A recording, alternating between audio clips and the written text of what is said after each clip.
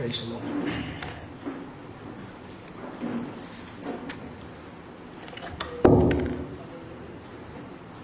Praise the Lord. Praise the Lord. കർത്താവിൻ്റെ പരിശുദ്ധ നാമത്തിന് എന്നേക്കും മഹത്വം. ഒരു പ്രാവശ്യം കൂടെ നമുക്ക് വിശുദ്ധ സഹായകമായിട്ട് കൂടാൻ ദൈവം നൽകിയ വിലമതിക്കാനാകാത്ത അവസരത്തെ ഓർത്ത ദൈവത്തിന് നന്ദി പറയുന്നു. ഒരിക്കൽ കൂടെ കർത്താവിൻ്റെ വചനവുമായി നിങ്ങളെ ശുശ്രൂഷിക്കുന്നത് കർത്താവ് തന്ന വലിയ ഭാഗ്യമായിട്ട് കരുതുന്നു. എന്നാൽ ദിവസം പറയുന്നു, സത്യം അറിയുകയും സത്യം നിങ്ങളെ സ്വതന്ത്രമാക്കുകയും ചെയ്യും. ലോകത്തിൽ ആർക്കും ആരെയും വിടുവിക്കാൻ പറ്റില്ല. ലോകത്തിലെ ഒരു ദൈവദാസന് നിങ്ങളെ സ്വതന്ത്രമാക്കാൻ പറ്റില്ല. നിങ്ങളെ സ്വതന്ത്രമാക്കാൻ പറ്റുന്ന ഏക മാർഗം ദൈവത്തിൻ്റെ വചനത്തിൻ്റെ സത്യമാണ്. യേശു പറഞ്ഞു, when you know the truth, the truth shall set you free. സത്യം അറിയുമ്പോൾ സത്യം നിങ്ങളെ സ്വതന്ത്രമാണ്. ദൈവത്തിൻ്റെ പരിശുദ്ധാത്മാവ് കഴിഞ്ഞ ആഴ്ച മുതൽ നമ്മുടെ പക്കൽ ഏൽപ്പിച്ചതായ വളരെ പ്രധാനപ്പെട്ട ഒരു ദൈവവചനാഭാഗത്തിൽ നിന്ന് വീണ്ടും അതിൻ്റെ മറ്റൊരു വിശദീകരണത്തിലേക്ക് നിങ്ങളെ കൊണ്ടുപോകുവാനായിട്ട് ഞാൻ കർത്താവിൽ ആശിക്കുന്നു.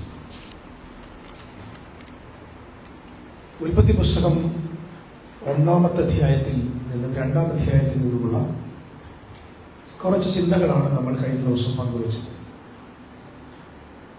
നമ്മൾ മനസ്സിലാക്കിയ സത്യം, പൊതുവെ ക്രൈസ്തവ സമൂഹത്തിൽ വിശ്വസിക്കുന്നത് ഉൽപ്പത്തി 1-ാം അധ്യായം 2-ാം അധ്യായം സൃഷ്ടിയുടെ അധ്യായമെന്നാണ്, ക്രിയേഷൻ. എന്നാൽ നമ്മൾ കൃത്യമായ ബോധ്യത്തോടെ മനസ്സിലാക്കേണ്ട ഒരു സത്യം, ഉൽപ്പത്തി പുസ്തകം 1-ാം അധ്യായം ദൈവം സൃഷ്ടിച്ചു, അല്ലെങ്കിൽ ദൈവം സൃഷ്ടിതാവ് എന്നൊരു ചിത്രം അവിടെ കൊണ്ടുവരുന്നതിനോടൊപ്പം ദൈവം താൻ ആരോട് ഉടമ്പടി ചെയ്യുന്നോ ആ ഉടമ്പടി ചെയ്യുന്ന വ്യക്തികളെ, അല്ലെങ്കിൽ ആ ഉടമ്പടിയുടെ ജനതയെ സൃഷ്ടിച്ചവനാണ് ദൈവം എന്ന ഒരു ആത്മീക രഹസ്യം വെളിപ്പെടുത്താൻ വേണ്ടിയാണ് ഉൽപ്പത്തി പുസ്തകം 1-ാമത്തെ അധ്യായം രചിച്ചിരിക്കുന്നത്. നമുക്ക് ആ ഭാഗത്തേക്ക് ഞാൻ പോകാതെ ഡയറക്റ്റ് നമ്മൾ ഏദൻ തോട്ടത്തിലേക്ക് കഴിഞ്ഞ ആഴ്ച നമ്മുടെ ശ്രദ്ധയിൽ കൊണ്ടുപോകും. ഇന്ന് ഞാൻ അതിൽ നിന്ന് കുറച്ചുകൂടെ മനസ്സിലാക്കാൻ വേണ്ടി കുറേ കൂടെ ആത്മീക സത്യങ്ങൾ പങ്കുവയ്ക്കാനാണ് ഞാൻ കർത്താവിൽ ആശിക്കുന്നത്. ഒരു പ്രാവശ്യം കൂടെ നമ്മൾ കഴിഞ്ഞ പ്രാവശ്യം വായിച്ച ഭാഗം തന്നെ ഒന്നുകൂടെ വായിക്കണം. ഉൽപ്പത്തി പുസ്തകം 2-ാമത്തെ അധ്യായം അതിൻ്റെ 1-2 വാക്യങ്ങളും, ഉൽപ്പത്തി പുസ്തകം 1-ാം അധ്യായം അതിൻ്റെ 1-ാം വാക്യം. ഇങ്ങനെ ആകാശവും ഭൂമിയും അവയുടെ ചരാചരങ്ങളെയും തികഞ്ഞു. താൻ ചെയ്ത പ്രവൃത്തിയൊക്കെയും ദൈവം തീർന്ന ശേഷം താൻ ചെയ്ത സകല പ്രവൃത്തിയിൽ നിന്നും 7-ാം ദിവസം നിവൃത്തനായി. ആദിയിൽ ദൈവം ആകാശവും ഭൂമിയും സൃഷ്ടിച്ചു. ഇങ്ങനെ സകല ചരാചരങ്ങളും തികഞ്ഞു. ദൈവം തന്റെ പ്രവൃത്തിയിൽ നിന്ന് 7-ാം ദിവസം നിവൃത്തനായി. ദൈവം വിശ്രമിപ്പാനായി 7-ാം നാളിനെ തിരഞ്ഞെടുത്തു. മറ്റൊരു പ്രധാന വിഷയം നമുക്ക് കാണുന്നത്, ദൈവം ആ ദിവസത്തെ ശുദ്ധീകരിച്ചു. God separated that day as a Sabbath day. അപ്പൊ സാബത്ത് എന്ന് പറയുമ്പോൾ നമ്മൾ എന്താണെന്ന് മനസ്സിലാക്കി. ദൈവം പോയി എവിടെയോ വിശ്രമിക്കുന്ന ഒരു ചിത്രമല്ല, മറിച്ച് ദൈവം തന്റെ വിശ്രമം എവിടെയാണ് വാസ്തവത്തിൽ വെച്ചിരിക്കുന്നത്? സങ്കീർത്തനത്തിൽ നമ്മൾ വായിച്ചു, ദൈവമേ നീ നിന്റെ വിശ്രാമ സ്ഥലത്തേക്ക് എഴുന്നള്ളി വരണം. ദൈവത്തിന്റെ വിശ്രാമ സ്ഥലം ദൈവത്തിന്റെ ആലയമാണ്. സോ ദൈവം വിശ്രമിക്കുന്നത്, ദൈവം റെസ്റ്റ് എടുക്കുന്നത്, അല്ലെങ്കിൽ ദൈവം വന്ന് ആവസിക്കുന്നത്, ദൈവത്തിന്റെ നിവാസം എന്ന് പറയുന്നത് ദൈവത്തിന്റെ ആലയമാണ്. അപ്പം ആലയം എന്ന ആ മനോഹര സത്യത്തെ വെളിപ്പെടുത്തുവാൻ വേണ്ടി ദൈവം ഏദൻ തോട്ടം എന്നൊരു ചിത്രത്തെ അവിടെ കൊണ്ടുവരുന്നു. നമുക്ക് ഇത് കുറച്ചുകൂടി അപ്പോസ്തലനായ പൗലോസിന്റെ വാക്കുകളിൽ നിന്ന് ഒന്ന് മനസ്സിലാക്കാം. എഫേസ്യർക്ക് എഴുതിയ ലേഖനം, ഗ്ലോറി ടു ഗോഡ്, അതിന്റെ 3-ാമത്തെ അധ്യായം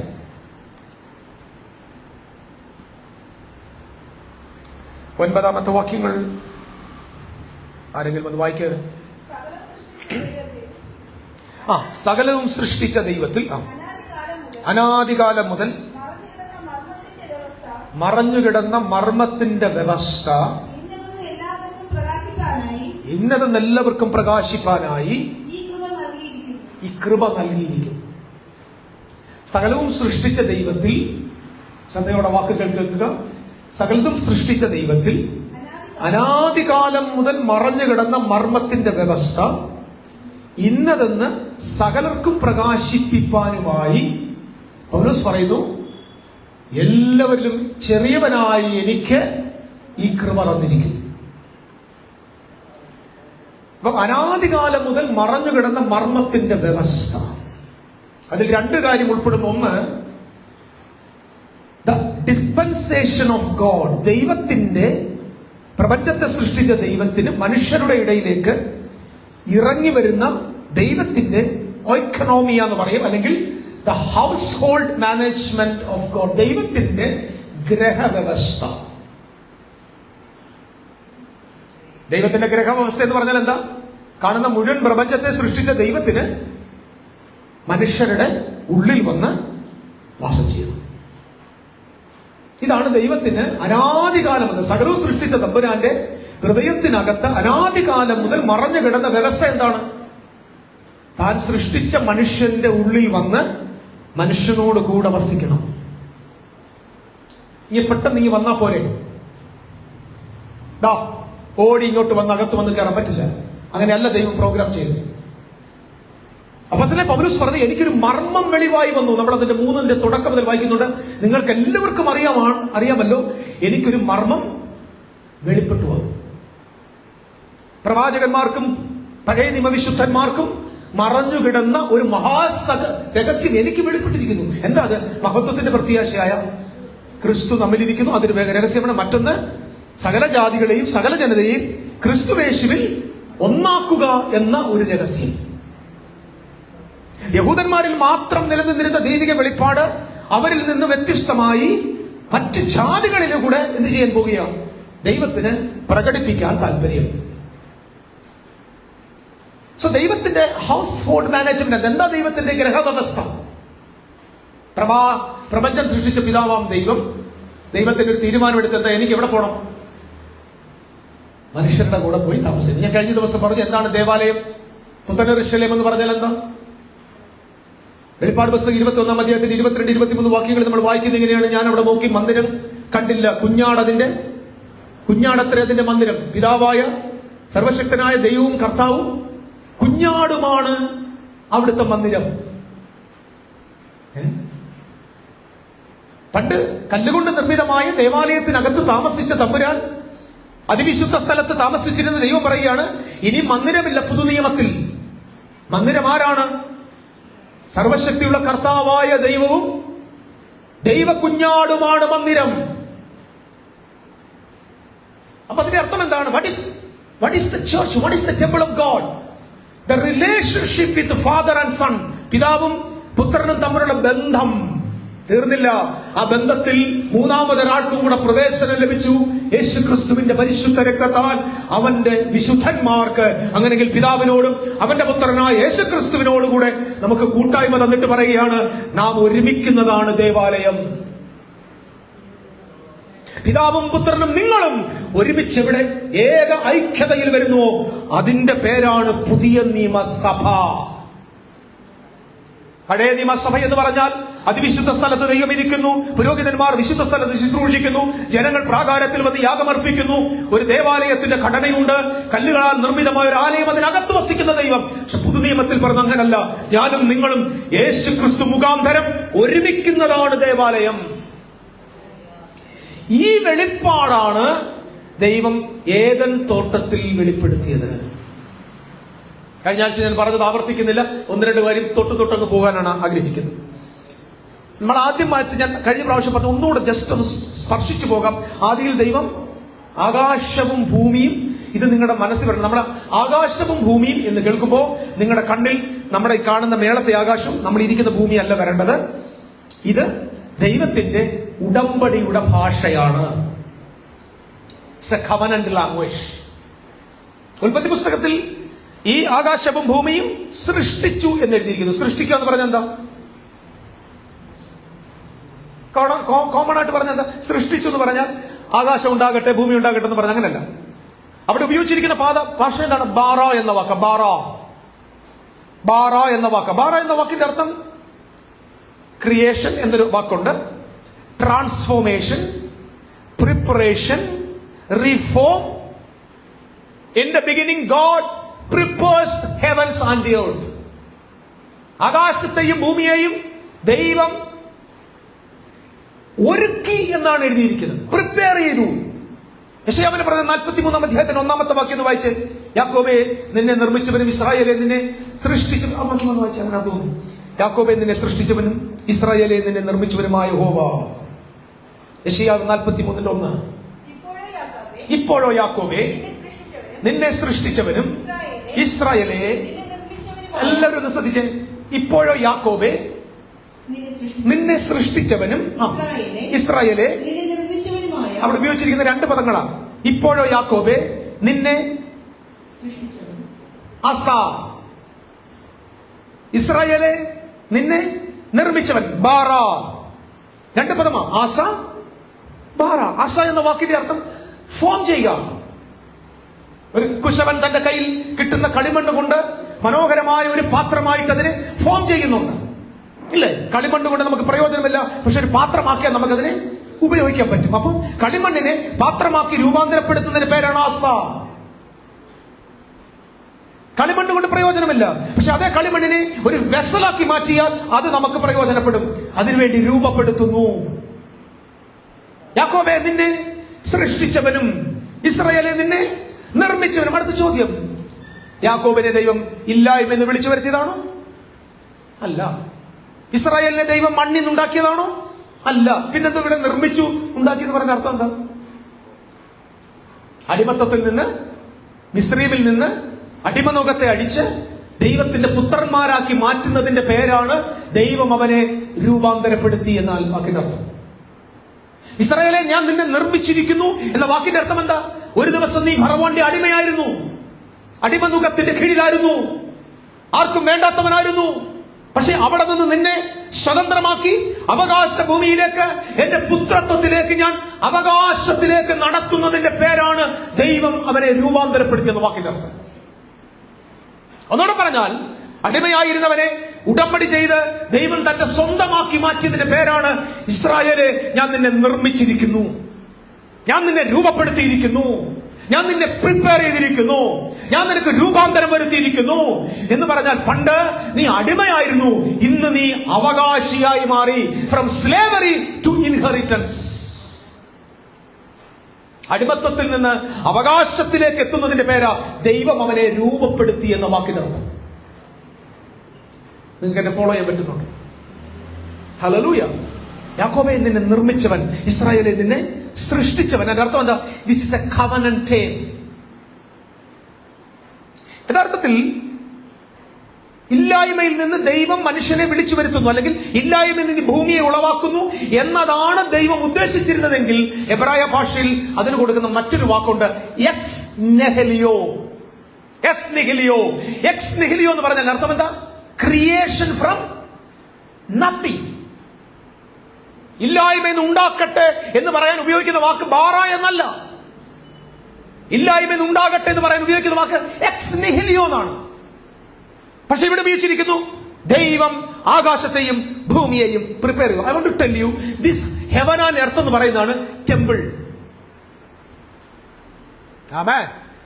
മറ്റൊരു ഭാഷാന്തരത്തിൽ നമുക്ക് വേണമെങ്കിൽ ഇങ്ങനെ പറയാം, ആദിയിൽ ഇത് ഇൻ ദ ബിഗിനിങ് എന്നാണ് കേട്ടോ. ഞാൻ അതിന്റെ ബറേഷ്യത്ത് എന്ന വാക്കിന്റെ ഒരു എബ്രായരുടെ ഒരു പഠനം നോക്കി വായിച്ചു മനസ്സിലായത് for the sake of beginning എന്നാണ്. ആരംഭത്തിൽ നിന്നല്ല, ആരംഭത്തിനു വേണ്ടി, എന്തോ തുടങ്ങാൻ വേണ്ടി ദൈവത്തിന്റെ ഒരു പ്രോഗ്രാം ആരംഭിക്കാൻ പോവുക. ദൈവം തന്റെ സൃഷ്ടിയുടെ ബന്ധത്തിൽ ഒരു പ്രോഗ്രാം തുടങ്ങാൻ പോവുക. ആ തുടക്കത്തിന് വേണ്ടി ദൈവം ആകാശത്തെയും ഭൂമിയെയും പ്രിപ്പയർ ചെയ്തു. ഈ ആകാശഭൂമി എന്തിനെ കാണിക്കുന്നത്? It's a temple of God. എപ്പോഴും ശ്രദ്ധിക്കണം, എന്താണ് temple of God? It's a covenant relationship with God and man. മനുഷ്യനും ദൈവവും തമ്മിലുള്ള ഉടമ്പടിയുടെ ബന്ധത്തിന്റെ പേരാണ് ആകാശവും ഭൂമിയും. അപ്പൊ പഴയ ആകാശവും പഴയ ഭൂമി എന്ന് പറഞ്ഞാൽ പഴയ ഉടമ്പടി, പുതിയ ആകാശവും പുതിയ ഭൂമി എന്ന് പറഞ്ഞാൽ പുതിയ ഉടമ്പടി. New heaven and new earth. What is the meaning? It is new covenant. Hallelujah. യേശു പറഞ്ഞ വാചകം മറന്നു പോകരുത്. മത്തായിയുടെ സുവിശേഷം 5-ാം അധ്യായത്തിന്റെ 18-ാം വാക്യത്തിൽ ആകാശവും ഭൂമിയും ഒഴിഞ്ഞു പോകും വരെ ന്യായപ്രമാണത്തിന്റെ വള്ളിയെങ്കിലോ പുള്ളിയെങ്കിലോ നീങ്ങിപ്പോകത്തില്ല. ഏതാണ് ആകാശം, ഏതാണ് ഭൂമി? നമ്മുടെ ഈ കൊച്ചു ഗ്രൂപ്പ് ഒഴിച്ച് ബാക്കി മുഴുവൻ ആളുകളും പറയുന്നത് ആകാശം എന്ന് പറഞ്ഞാൽ മീതെ കാണുന്ന നീലാകാശം, ഭൂമി എന്ന് പറഞ്ഞാൽ താഴെ കാണുന്ന ഭൂമി. ഇത് മൊത്തം കത്തിപ്പോകും. മേലത്തെ ആകാശം കൊടിമുഴക്കത്തോട് ഒഴിഞ്ഞു പോകും. ആകാശം ഭൂമി മൊത്തം കത്തും. പിന്നെ തമ്പുരാൻ വീണ്ടും ഒരു പുതിയ ആകാശത്തെ സൃഷ്ടിക്കും, അവിടെ കൊണ്ട് പാർപ്പിക്കും. നല്ല രസമുള്ള കഥയാ, പക്ഷെ നടക്കത്തില്ല. ഇങ്ങനെ ഊഹിച്ചു. കാരണം അറിയാമോ, ഇത് എഴുതിയത് 2000 വർഷത്തിന് മുമ്പ്, 4000 വർഷത്തിന് മുമ്പ് വരെ എഴുതിയേക്ക്. 4000 വർഷത്തിന് മുൻപ് ഇത് എഴുതുമ്പോ ആ എഴുതിയ മോശയ്ക്ക് ഗാലക്സിയെ കുറിച്ച് അറിയത്തില്ല, മൾട്ടി യൂണിവേഴ്സിനെ കുറിച്ച് അറിയത്തില്ല, മിൽക്കി വേയെ കുറിച്ച് അറിയത്തില്ല, പ്രപഞ്ചത്തെ കുറിച്ച് അറിയത്തില്ല. ഇങ്ങനെ ആദ്യം അറിയാവുന്ന ഒരൊറ്റ കാര്യം, മീതെ ആകാശം താഴെ ഭൂമി. ആ ഭൂമി ഏതാന്ന് ചോദിച്ചാൽ പറയും ഞങ്ങളുടെ പിതാക്കന്മാർക്ക് വാഗ്ദത്തം ചെയ്ത അവകാശ ഭൂമി. അത്രേ ഉള്ളൂ. അല്ലാതെ ഇദ്ദേഹം നാസയുടെ ക്യാമറ വെച്ച് പുതിയ ഫോട്ടോ കണ്ടിട്ടില്ല, ഭൂമി ഉരുണ്ടതാണെന്ന് അറിയത്തില്ല. ഞാനത് കഴിഞ്ഞ ആഴ്ച പറഞ്ഞത് ഭൂമി ഉരുണ്ടതല്ലെന്ന് എനിക്ക് വേണം ഇവിടെ വെച്ച് തെളിയിക്കാം. പിന്നെ ഉള്ള വിശ്വാസം കൂടെ ഞാൻ കളയണ്ടെന്ന് വിചാരിച്ചിട്ട. കാരണം ബൈബിളിന്റെ പ്രമാണം അനുസരിച്ച് ഇതിൽ ആളുകൾ ഒരു പക്ഷെ ഓൺലൈനിൽ കേൾക്കുന്നവർക്ക് വേണമെങ്കിൽ I prove it. Biblical cosmology എന്ന് പറഞ്ഞാൽ ഫ്ലാറ്റ് എർത്താണ്. ഫ്ലാറ്റ് എർത്ത് എന്ന് പറയുന്നത് അവർ ഈ ഗ്ലോബിനെ അല്ല കണ്ടത്, അവരുടെ ലാൻഡിനെയാണ് കണ്ടത്. ഏതാ? മെഡിറ്ററേനിയൻ കടൽ മുതൽ നദി വരെയുള്ള ആ സമുദ്രം മുതൽ നദി വരെയുള്ള ദൈവം അബ്രഹാമിന് കൊടുത്ത അവരുടെ ലാൻഡാണ് അവരുടെ കണ്ണ്. സ്തോത്രം. അതുകൊണ്ട് ഞാൻ എപ്പോഴും പറയാറുള്ളത്, ഉൽപ്പത്തി പുസ്തകം മനസ്സിലാകാത്തവന് വെളിപ്പാട് പുസ്തകം മനസ്സിലാകത്തില്ല. ഉൽപ്പത്തി പുസ്തകത്തിലെ ഭൂമി എന്താണെന്ന് മനസ്സിലാകാത്തവൻ വെളിപ്പാട് പുസ്തകത്തിലെ ഭൂമി കിടന്ന് കറങ്ങും. അതുകൊണ്ടാണ് പറഞ്ഞത് ഭൂമിയിലുള്ളവരൊക്കെയും അവനെ കാണും. വായിച്ചിട്ടില്ലേ? യേശു ക്രിസ്തു മേഘാരൂഢനായി വരും, കുത്തിത്തുളച്ചവർ അവനെ കാണും, ഭൂമിയിലുള്ള സകല ഗോത്രങ്ങളും അവനെ ചൊല്ലി വിലപിക്കും. വായിച്ചിട്ടില്ലേ? അപ്പം ഇന്ന് ഭൂമിയിൽ ഗോത്രങ്ങൾ എവിടെയാ ഉള്ളത് കൂടുതൽ? അക്കോർഡിംഗ് ടു ദാറ്റ് ബോർഡ് ആഫ്രിക്കയിലാണ് കൂടുതലും. ആഫ്രിക്കയിൽ അങ്ങനെയാണെങ്കിൽ കുത്തിത്തുളച്ചവരും സകല ഗോത്രവും അവനെ ചൊല്ലി വിലപിക്കാൻ ആഫ്രിക്കക്കാർ യേശുവിനോട് തന്നെ ഇത്. ആമസോണിൽ കാട്ടിക്കിടക്കുന്ന ഗോത്രങ്ങൾ യേശുവിന് തന്നെ ഇതെന്ന് അവർ കുത്തിത്തുളച്ച യേശുവിനെ കുത്തിത്തുളച്ച ഒറ്റ ഗോത്രമേ ഉള്ളൂ. അത് 12 ഗോത്രം യഹൂദനാണ്. ആ യഹൂദൻ കുത്തിത്തുളച്ചവനെ കണ്ടു, വിലപിച്ചു, നിലവിളിച്ചു. 11 ലക്ഷം ജനം കൊല്ലപ്പെട്ടു. യേശു പറഞ്ഞതുപോലെ മേഘാരൂഢനായി, അധികാരിയായി, സിംഹാസനസ്ഥനായി അവൻ ന്യായം വിധിക്കാൻ വെളിപ്പെട്ട് കഴിഞ്ഞു. ഹല്ലേലൂയ. ഞങ്ങൾ കഴിഞ്ഞ ദിവസം എന്റെ ഫേസ്ബുക്കിൽ ഇങ്ങനെ ഇട്ട്, വീണ്ടും വരുന്ന കർത്താവായ യേശു ക്രിസ്തു നാമത്തിൽ എല്ലാവർക്കും ശുഭരാത്രി എന്ന് എഴുതിയിരുന്നു. ഞാനിത് പകരം എഴുതി വീണ്ടും വരും എന്ന് പറഞ്ഞിട്ട് ആ തലമുറയിൽ തന്നെ വന്ന യേശു ക്രിസ്തുവിന്റെ നാമത്തിൽ നിങ്ങൾക്കെല്ലാം ശുഭരാത്രി. ഇപ്പോൾ ഒരു പ്രധാന കൺവെൻഷൻ കഴിഞ്ഞു, അട്ടിച്ചു പൊളിച്ച് ആരാധിച്ചു. കർത്താവ് വരുവാൻ താമസിച്ചാൽ അടുത്ത കൺവെൻഷനെ കാണാമെന്ന്. ഇങ്ങനെ കൺവെൻഷനുകൾ 100, 150, 200 കഴിഞ്ഞു പോകും, വരത്തുമില്ല. ഈ പൊട്ടന്മാരിത് പൊട്ടം പറഞ്ഞ് നടക്കത്തേ ഉള്ളൂ. ഞാൻ ഒരു കാര്യം പറയാം, ഒരു കുഞ്ഞ് ആയുസേ ഉള്ളൂ നിങ്ങൾക്ക്. ആ ആയുസ് സന്തോഷത്തോടെ സത്യം അറിഞ്ഞ് ജീവിക്കണം. കഴിഞ്ഞ ദിവസം ഒരാളെന്നോട് ചോദിച്ചു, നിനക്ക് ഈ പ്രിട്രിസം പ്രസംഗിക്കുന്നുണ്ട് അമേരിക്കയിൽ നിന്ന് പൈസ വരുന്നുണ്ടെന്ന്. എനിക്ക് ഞാൻ പറഞ്ഞു, വരുന്നുണ്ട്. ഞാൻ 10 ഏക്കർ റബ്ബറും തോട്ടം മാറ്റി ഒരു ബംഗ്ലാവ് വെച്ചുകൊണ്ടിരിക്കുക. സ്തോത്രം. വന്നാ കാണിച്ചു തരാം. എടാ, ഒരാൾ പ്രസംഗിക്കുമ്പോൾ അതിനകത്ത് ബെനിഫിറ്റ് നോക്കണം. ഇന്നത്തെ കാലത്ത് മുഴുവൻ ആളുകൾ ബെനിഫിറ്റ് വെച്ചാൽ പ്രസംഗിക്കുന്നത്. അറിയാലോ എന്ത് നേട്ടം എന്ന് ചോദിക്കും. എടാ, താൻ പ്രസംഗിച്ചിട്ട് എന്താ നേട്ടം? തന്റെ കൂടെ ഇറങ്ങിയവൻ കഴിഞ്ഞ ദിവസം എന്നോട് പറഞ്ഞു, പാസ്റ്ററിന്റെ ഡ്രൈവർ ഫോർച്യൂണർ ഓടിച്ചു പോകുന്നതുണ്ടെന്ന്. സാധാരണ ഉപദേശിയായിരുന്നു എന്റെ ചങ്ക് കാളി മുടിഞ്ഞു പോട്ടെന്ന് പറയും. പക്ഷെ ഞാൻ പറഞ്ഞു, ദൈവനെ അനുഗ്രഹിക്കട്ടെ, ആരാരും അനുഗ്രഹിക്കപ്പെട്ടിട്ട് ഫോർച്യൂണർ അല്ല മെർസിഡീസ് ബെൻസ് വാങ്ങിച്ചു കൊടുക്കട്ടെ. I don't care. കാരണം എന്റെ ഹാർട്ട് ഈ ഭൗതിക ലോകത്തിലല്ല. ഭൗതിക ലോകത്തിലാണ്. സാമ്പത്തിക നേട്ടമാണ്, മനുഷ്യരുടെ പ്രതാപമാണ്, മനുഷ്യരുടെ ആഗ്രഹമാണ്, മനുഷ്യന്റെ ഇഷ്ടമാണ്, മനുഷ്യന്റെ ഗ്ലോറിയാണ്. ജോൺ ലോറൻസിന്റെ എയിമെങ്കിൽ ഇവിടെ നിൽക്കേണ്ട ആവശ്യമില്ല. 1 മിനിറ്റ് കാൽ അങ്ങോട്ടൊന്ന് മാറ്റി ഉടവൽ കടവ ബന്ധനം വഴി ഒറ്റ അടി അടിച്ചാൽ ഞാൻ ലോകം മൊത്തം ഓടും. എന്റെ കയ്യിലുണ്ട് സാധനം ഇഷ്ടം പോലും. 2 അന്യഭാഷയിൽ ഇന്ന് രാത്രി തകർക്കുന്ന വെല്ലുവിളികൾ നിന്നെ മുമ്പോട്ട് വിടാത്ത പോലെ ചുമ്മാ പറ, പൊട്ടത്തരം പറഞ്ഞാൽ മതി, അടിച്ച് പിന്നെ. കാരണം പൊട്ടത്തരം പറഞ്ഞാലേ രക്ഷയുള്ളൂ. സത്യം പറഞ്ഞു റേശലോ സകല ഗോത്രം. അതുകൊണ്ട് ഞാൻ പറഞ്ഞത് ഭൂമി എന്തെന്ന് മനസ്സിലാക്കണം. വെളിപ്പാട് പുസ്തകത്തിൽ 19 പ്രാവശ്യം ഭൂമി എന്ന വാക്ക് ഉപയോഗിച്ചിട്ടുണ്ട്. അത് മുഴുവൻ ഉപയോഗിച്ച ലാൻഡ് എന്ന ലാൻഡ്. നമ്മൾ ചിലർ പറയത്തില്ലേ, ഞാൻ എടുത്ത് ഭൂമി വാങ്ങിച്ചെന്ന് പറയില്ലേ. ഞാൻ ബാലരാമ പുറത്ത് ഇച്ചിരി ഭൂമി വാങ്ങിച്ചെന്ന് പറഞ്ഞാൽ ബാലരാമത്തിൽ ഒരു ഗോളം വാങ്ങിച്ചെന്നാന്ന് പറഞ്ഞു. ഏതോ 10 സെന്റ് സ്ഥലം വാങ്ങിച്ചാൽ നമ്മൾ പറഞ്ഞ പേരെന്താ, ഞാൻ ഭൂമി വാങ്ങിച്ചു. അതിന്റെ അർത്ഥം എന്താ, ലാൻഡ് വാങ്ങിച്ചെന്നാ. സകല ഗോത്രങ്ങളും അവനെ കുത്തിത്തുളച്ചവരും അവനെ കാണുമെന്ന് വെളിപ്പാട് പുസ്തകത്തിൽ അർത്ഥം. ആ ലാൻഡ് ഇസ്രായേൽ ജനത്തെ കുറിച്ചാണ്, 12 ഗോത്രങ്ങളെ കുറിച്ചാണ്. ബൈബിൾ ഗോത്രങ്ങൾ എന്ന് പറഞ്ഞിരിക്കുന്നത് ഒറ്റ കൂട്ടത്തെ കുറിച്ച് മാത്രമാണ്. അത് സഭയെ കുറിച്ചല്ല. അക്ഷരികമായ അബ്രഹാമിന്റെ പുത്രനായ യാക്കോബിന്റെ സന്തതികളിൽപ്പെട്ട 12 ഗോത്രങ്ങൾ. അപ്പൊ ആകാശവും ഭൂമി ഒഴിഞ്ഞു പോകുക എന്ന് പറഞ്ഞാൽ ഗോളം തെറിച്ചു പോകാന്നല്ല. ആകാശം ഭൂമി ഒഴിഞ്ഞു പോകുക എന്ന് പറഞ്ഞാൽ അവരുടെ പ്രമാണം മാറാൻ പോകും എന്ന് പറഞ്ഞാൽ ദൈവം പറയാണ്, അബ്രഹാമേ, ഇസഹാക്കെ, യാക്കോബേ, നിങ്ങളോടും നിങ്ങളുടെ തലമുറയോടും ഞാൻ ചെയ്ത ഉടമ്പടി അവസാനിപ്പിക്കാൻ പോവുക. Price the Lord. അവസാനിപ്പിക്കാൻ പോവുക. കല്ലിൽ അക്ഷരമായി കൊത്തിയ ന്യായപ്രമാണത്തിന്റെ ഉടമ്പടി അവസാനിപ്പിക്കാൻ പോവുക. എന്നിട്ട് യേശുക്രിസ്തു മുഖാന്തരം സ്ഥാപിച്ചിരിക്കുന്ന ഒരു പുതിയ ഉടമ്പടി സ്ഥാപിക്കാൻ പോവുകയാണ്. അതിന്റെ പേര് പുത്തനാകാശം പുത്തൻ ഭൂമി എന്ന് പറഞ്ഞാൽ ദൈവവും മനുഷ്യനും തമ്മിൽ ഒരു പുതിയ ബന്ധം. ഓ ഹല്ലേലൂയ, ഹല്ലേലൂയ. പഴയ നിയമത്തിൽ ദൈവവും മനുഷ്യനും തമ്മിൽ ബന്ധപ്പെടുവാനുള്ള ഏകമാർഗം അറുക്കപ്പെട്ട കുഞ്ഞാടിന്റെയും ആട്ടുകൊറ്റന്റെയും രക്തമായിരുന്നുവെങ്കിൽ പുതുനിയമത്തിൽ നീ ഞാനും ദൈവവുമായി ബന്ധപ്പെടുവാൻ ഏകവഴി നമ്മുടെ കർത്താവായ യേശുക്രിസ്തു എന്ന ജീവനുള്ള ദൈവത്തിന്റെ പുത്രനായ ദൈവ കുഞ്ഞാടാണ് ഇതിന് നടുവിലെ മധ്യസ്ഥൻ. We are connected to God by the blood of Jesus Christ. ദൈവത്തിനും മനുഷ്യർക്കും നടുവിൽ ഒറ്റ മധ്യസ്ഥൻ. ആ വ്യക്തിയാണ് നമ്മെ ഉടമ്പടിയിൽ ഒരുമിപ്പിച്ച് നിർത്തിയേക്കുന്നത്. Praise the Lord. പഴയ നിയമത്തിന്റെ മൂവ്മെന്റ് ന്യായപ്രമാണമായിരുന്നെങ്കിൽ പുതിയ നിയമത്തിന്റെ ശക്തി ദൈവത്തിന്റെ കൃപയാണ്. ആമേൻ. നല്ല ആമേൻ പറയോ. ദൈവത്തിന്റെ കൃപ. ലോകത്തിൽ ഏറ്റവും കൂടുതൽ തെറ്റിദ്ധരിക്കപ്പെട്ട വാക്കാ കൃപ.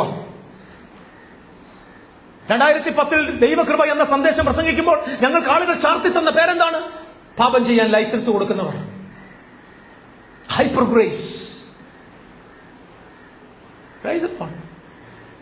ഓടിച്ചിട്ടു ഇഷ്ടം പോലെ കിട്ടി, ഇഷ്ടം പോലെ കിട്ടി. മുമ്പിൽ നിന്നവർക്ക് ആവശ്യത്തിന് കിട്ടി.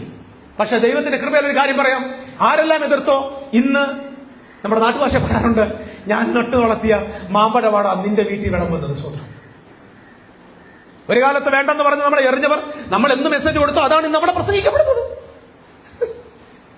നിങ്ങൾ വേണേ കുറിച്ച് വെച്ചോ.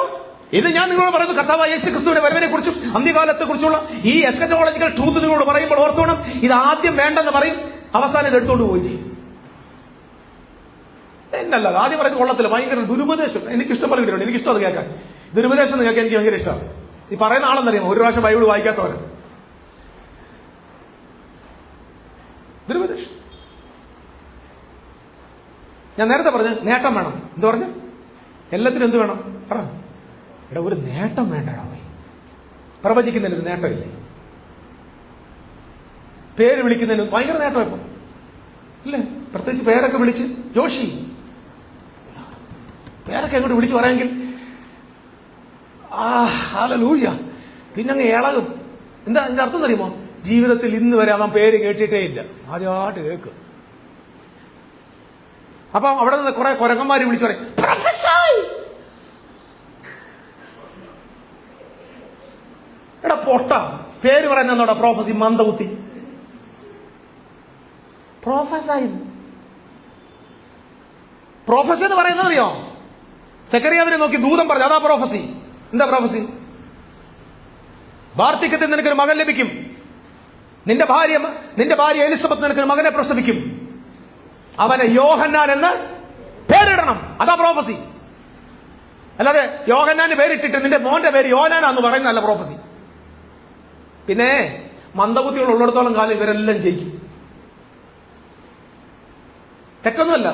ഇപ്പൊ ചോദിക്കും സക്കായിയുടെ പേര് വിളിച്ചില്ലേ? എന്താ അങ്ങനെ വിളിച്ചാൽ കാരണം ആ കാട്ടത്തിൽ ഒരുപാട് അമാര് കയറി ഇരിപ്പുണ്ട്.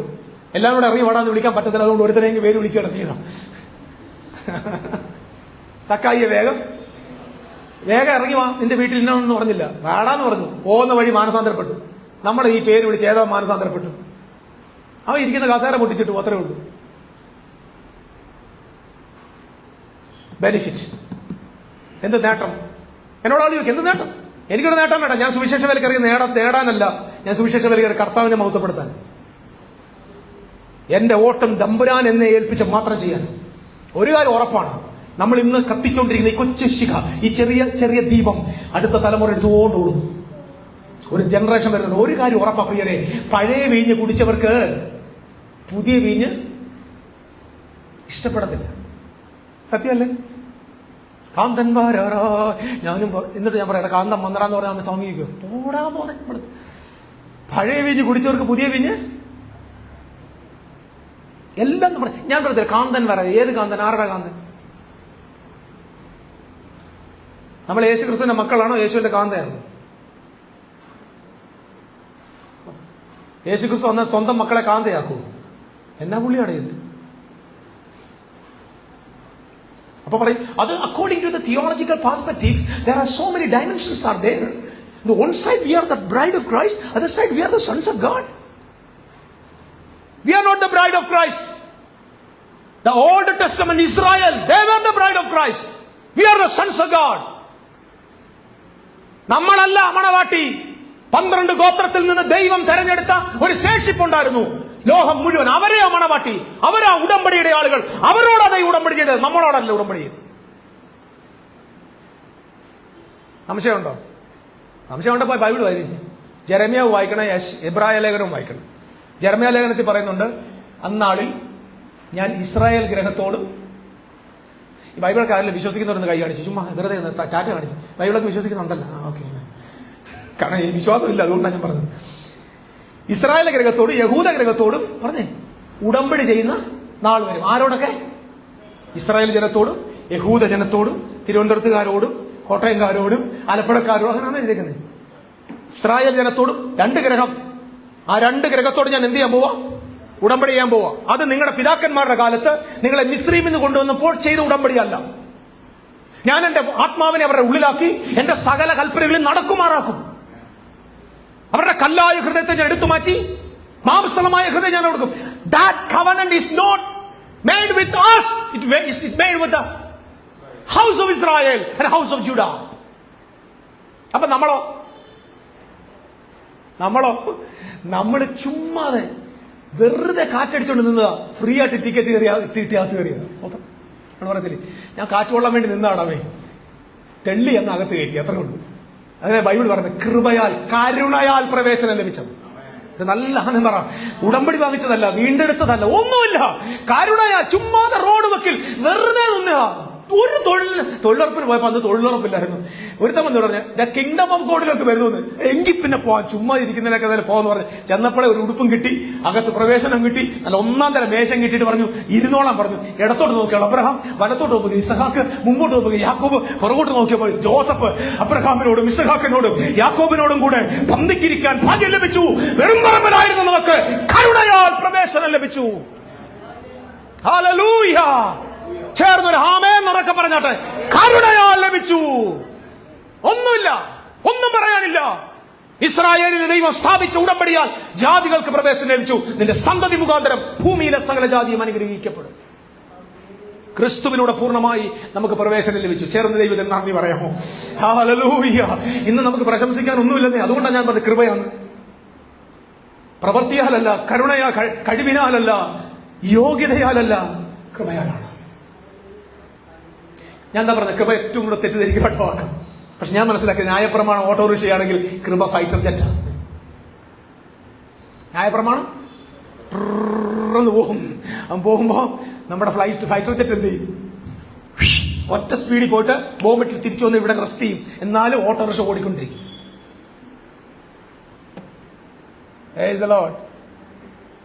ഭയങ്കര ആവേശം പറയും, നീ പുതിയ സൃഷ്ടിയാന്ന് പറയില്ലേ? നീ ആരാണ്? പുതിയ സൃഷ്ടിയാ. പുതിയ സൃഷ്ടി, ദൈവകൃപ, എന്ത് പറയുന്നത്, റൈച്ചസ്നെസ് ഒക്കെ അറിയണമെങ്കിൽ കൂടുതൽ അറിയേണ്ടവർ ഇനി അനുക്കുട്ടം ബ്രദർ എടുക്കാൻ പോകും. ഞാൻ ഇനി കൂടുതൽ പറയുന്നില്ല, കാരണം ഇതിന്റെ മുഴുവൻ തുടക്കം ഇദ്ദേഹത്തെ ഉള്ളൂ. ഞാൻ എല്ലാ ബേസിക്കും പുള്ളിയുടെ പോയി വാങ്ങിച്ചോളാം. അത്രേ ഉള്ളൂ. ഉത്തരവാദിത്തം കേൾപ്പിച്ചേക്കും. കാരണം ഇത് മുഴുവൻ അകത്തുണ്ട്. അനുക്കുട്ടം ബ്രദർ പ്രാർത്ഥിക്കുമ്പോൾ ഒന്ന് കേട്ടാൽ മതി. കർത്താവെ വിടുവിക്കണമെന്നൊന്നുമല്ല. Speaking the New Testament reality. ഞാൻ ശ്രദ്ധിച്ചായിരുന്നു. പിന്നെ പബ്ലിക്കിൽ അപ്രീഷിയേറ്റ് ചെയ്യുന്നത് നമ്മുടെ ഒരു മാന്യതയില്ലേ. സാധാരണ നമ്മൾ ചത്താൽ മാത്രമേ നല്ലത് പറയത്തുള്ളൂ. സഹോദരൻ ജീവിച്ചിരിക്കുന്ന നല്ലത് പറയില്ല. Learn from him. Hallelujah. What is the power of grace? ഒന്നും കൊള്ളാത്ത തന്നെ എവിടോട്ട് പ്രവേശനം തന്നു? പുത്രന്റെ രാജ്യത്തിലേക്ക് പ്രവേശനം തന്നു, അതിവിശുദ്ധ സ്ഥലത്തേക്ക് പ്രവേശനം തന്നു, പിതാവിന്റെ അടുത്തേക്ക് പ്രവേശനം തന്നു. എന്നിട്ട് പറയാൻ ധൈര്യത്തോടെ വരാൻ വിളിക്കുക. എനിക്ക് ഭയങ്കര ഇഷ്ടം വിളി. ഇവിടുന്ന് ഒരു വിളി വിളിക്കുക. പേടിക്കണ്ട, ഭയപ്പെടണ്ട, അറച്ചു നിൽക്കണ്ട, മരണഭീതി വേണ്ട, ഓടിവാ. തക്ക സമയത്ത് സഹായത്തിനുള്ള കരുണ ലഭിപ്പാൻ, കൃപ പ്രാപിപ്പാൻ ധൈര്യത്തോട് ഓടി വരാൻ ദൈവം ആഹ്വാനം ചെയ്യുക. പണ്ട് അടച്ചു വെച്ച വഴിയായിരുന്നു സ്തോത്രം. എന്നാൽ പുത്രൻ മുഖാന്തരം തുറന്നിട്ടുണ്ട്. ഓടി വരാൻ, ഓടി വാ. ആർക്കൊക്കെ കരുണ വേണോ, ആർക്കൊക്കെ കൃപ വേണോ, ഓടി കയറി വാ. ഞാൻ കഴിയുന്നിടത്തോളം നമ്മുടെ വാക്കുകൾക്കകത്ത് കോൺട്രോവേഴ്സി വരാതിരിക്കാൻ ഞാൻ ശ്രമിക്കാറുണ്ട്. നമ്മളെപ്പോഴും പറയും നമ്മൾ പുതിയ സൃഷ്ടിയാന്ന് പറയും. എല്ലാവരും പറയും നമ്മൾ കർത്താവിൽ പുതിയ സൃഷ്ടിയാ. എന്നിട്ട് അടുത്ത് പറയും നിന്നെ തകർക്കുന്ന ചില പോരുണ്ടെന്ന്. അതാ എനിക്ക് സഹിക്കാൻ പറ്റാത്തത്.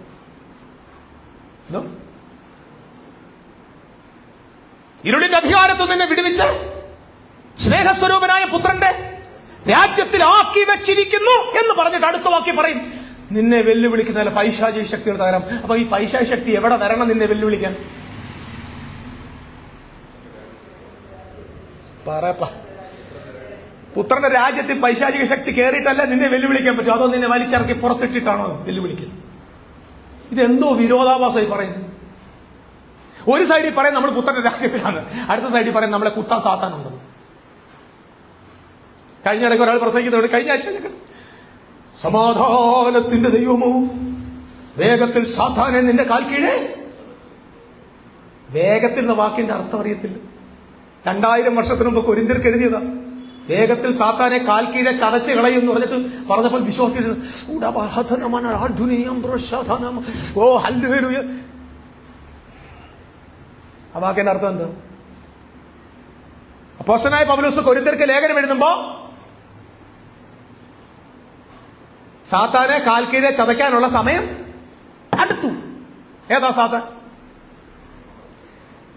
ഉൽപ്പത്തിയിലെ പാമ്പ് ഏതാ? സ്തോത്രം. നമുക്ക് അങ്ങോട്ട് പോകും. എന്തായാലും ദേവാലയം ഇതിനകത്ത് വന്ന് കയറിയൊരു സാധനം ഉണ്ടല്ലോ, പാമ്പ്. ഏതാ പാമ്പ്? പണ്ടാരണ്ട് പറഞ്ഞ കേട്ടിട്ടുണ്ട്, ഏതോ മാസ്റ്റർമാർ പറഞ്ഞ ഉൽപ്പത്തി പുസ്തകത്തിൽ പാമ്പ് നീർക്കോലിയുടെ അത്ര ഉള്ളതായിരുന്നു. വെളിപ്പാടായപ്പോൾ അത് വലിയ ഡ്രാഗനായി. കാരണക്കാര് നമ്മളാണ്. നമ്മൾ അവനെ വളർത്തി. നിങ്ങൾ ശ്രദ്ധിച്ചിട്ടുണ്ടോ? യേശു ക്രിസ്തു നല്ലവനാന്ന് പറഞ്ഞാൽ ഒരിക്കലും കൈയടിക്കത്തില്ല. പക്ഷെ നിന്റെ വാക്തത്വത്തിന് വിരോധമായി, നിന്റെ നന്മയ്ക്ക് വിരോധമായി, നിന്റെ കുടുംബത്തിന് വിരോധമായി, നിന്റെ തലമുറയുടെ നന്മയ്ക്ക് വിരോധമായി, നിന്റെ ബിസിനസ്സിന് വിരോധമായി വ്യാപരിക്കുന്ന ചില പൈശാചിക ശക്തികൾ ഇന്ന് രാത്രി നീ ഇവിടെ കരങ്ങൾ അടിച്ച് ദൈവത്തെ സ്തുതിക്കുമ്പോൾ ആത്മമണ്ഡലത്തിൽ തകരുകയോ എന്ന് പറഞ്ഞാൽ എന്ത് ചെയ്യും? ഈ മന്നബുദ്ധികളെല്ലാം കൂടി കൈയടിക്കും. അതേസമയം മഹത്വത്തിന്റെ പ്രത്യാശ ക്രിസ്തു നിന്റെ അകത്തിരിക്കുന്നു. കണ്ണാടിക്കുട്ടി ബോണ്ടായിരിക്കുന്ന പോലെ ഇരിക്കും.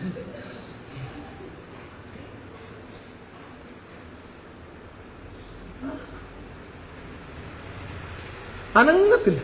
കാരണം നമുക്കതൊരു എക്സൈറ്റ്മെന്റ് അല്ല. നമ്മുടെ എക്സൈറ്റ്മെന്റ് എന്താ? അദർശ്യനായ സൂപ്പർ കച്ചവടം അല്ലേ? This church is A Satan free church. ഇത് സാത്താനില്ലാത്ത സഭയാ.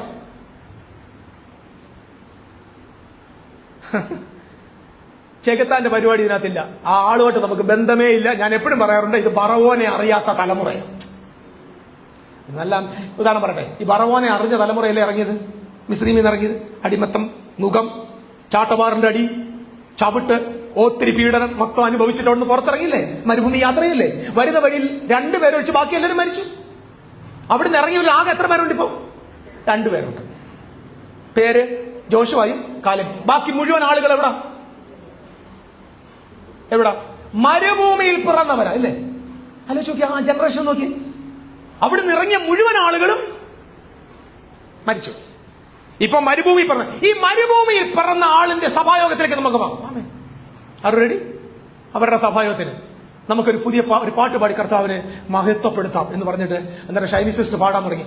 പറവോനു ഞാനിനി അടിമയല്ല പരമസിയോനിൽ ഞാൻ. അങ്ങനെ അപ്പൊ പിള്ളേരെവിടെ ചോദിക്കും, ഈ പിള്ളേരെ യങ്ങർ ജനറേഷൻ ഈ ഭറോ എന്ന് പറഞ്ഞ ആര്? കാരണം ഈ തലമുറയ്ക്ക് ആരെ അറിയത്തില്ല. ഇവർ ഭരണോട് അടിമയാണോ? അല്ല. ഇവർ നുഖത്തിന്റെ കീഴിൽ വന്നിട്ടുണ്ടോ? ഇല്ല. ഇവർ ഊഴിയ വേലക്കാരെ കഷ്ടപ്പെട്ടോ? ഇല്ല. ഇവരാരാണ്?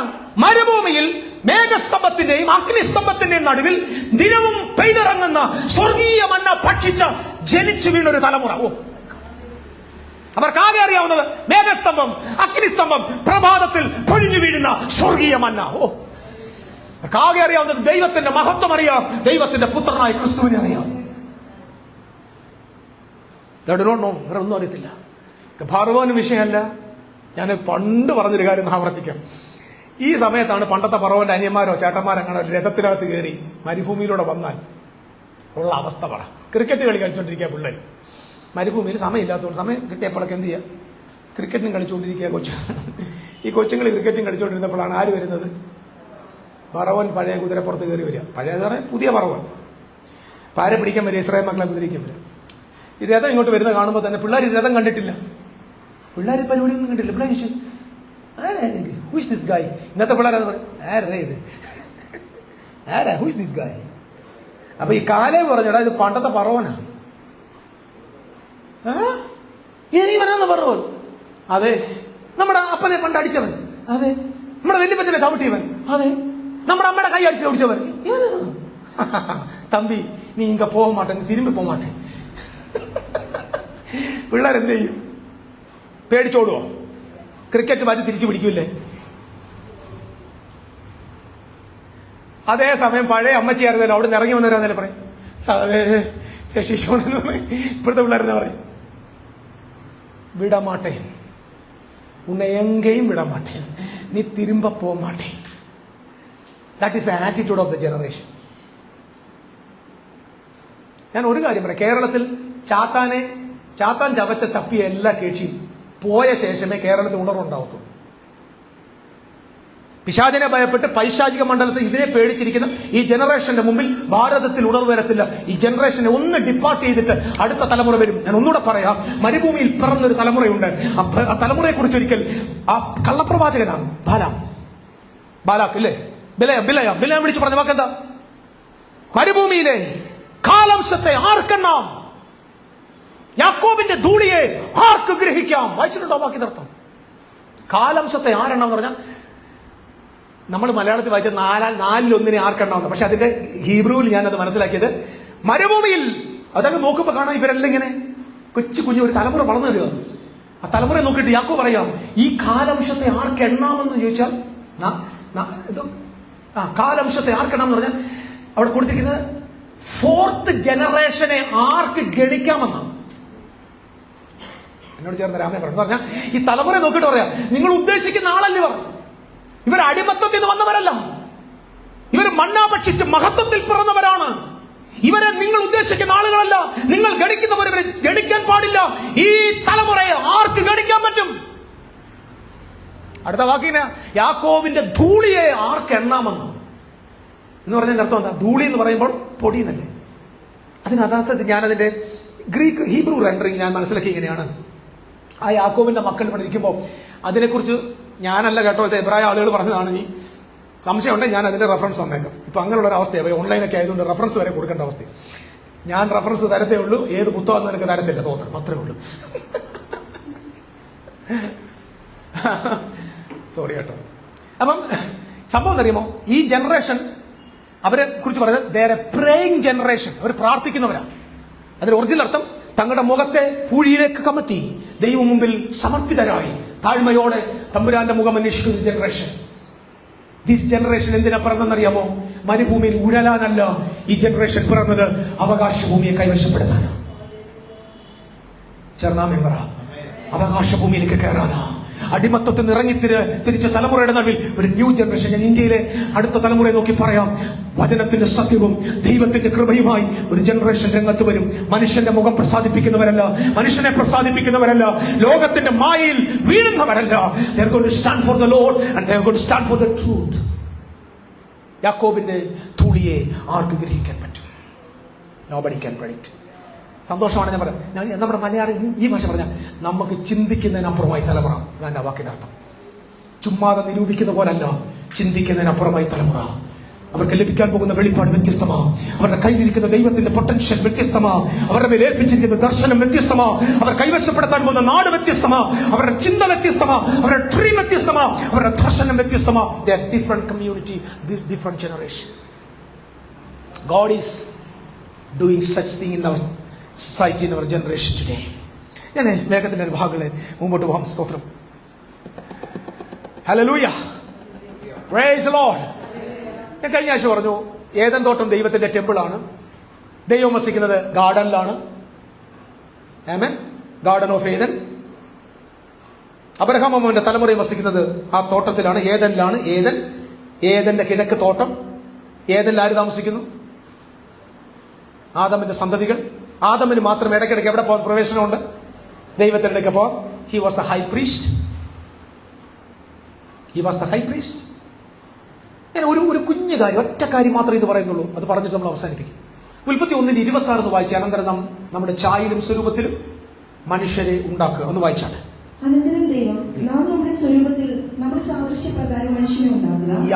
അവർ സമുദ്രത്തിലുള്ള മത്സ്യത്തിന്മേലും ആകാശത്തിലുള്ള പർവ്വജാതിന്മേലും മൃഗങ്ങളിന്മേലും സർവ്വഭൂമിയിന്മേലും ഭൂമിയിൽ ഇഴയുന്ന എല്ലാ ഇഴജാതിന്മേലും വാഴട്ടെ എന്ന് കൽപ്പിച്ചു.